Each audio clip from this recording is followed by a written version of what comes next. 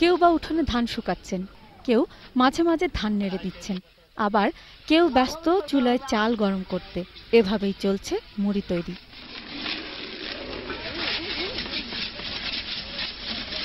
ইফতারের অপরিহার্য অঙ্গ মুড়ি।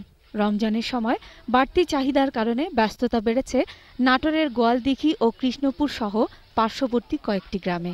এখানকার মুড়ি রাসায়নিক মুক্ত ও নির্ভেজাল হওয়ায় কদর থাকে সারা বছরই। এ কারণে এলাকায় গড়ে উঠেছে মুড়ির আড়ত। এখান থেকে প্রতিদিন 200 মণ মুড়ি সরবরাহ করা হয় ঢাকা সহ দেশের বিভিন্ন স্থানে।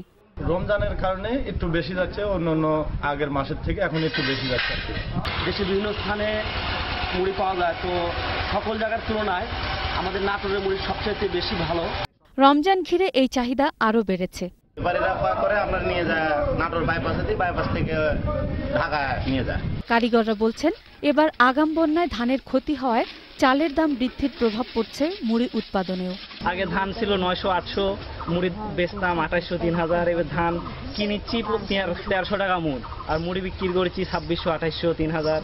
আর সরকার যদি আমাদের কিছু টাকা দিত তাহলে আমাদের ব্যবসায় অন্য তারা বাড়ত। আমনের আছে সাদা, তারপর সাদা মুড়ি, 7 ধানের, 52 ধানের, তারপরে মনে করেন যে এই ভিক্ষাল ধানের মুড়ি, এগুলো মনে করেন একবারে হাতে হয়ে যায় সেই পিওর মুড়ি, মানে এর উপরে আর কোনো পিওর হয় না। স্বল্প সুদে ঋণ পেলে মুড়ি উৎপাদন ব্যবসার পরিধি আরও বাড়বে বলে মনে করেন এলাকাবাসী। Desk report, 21 television.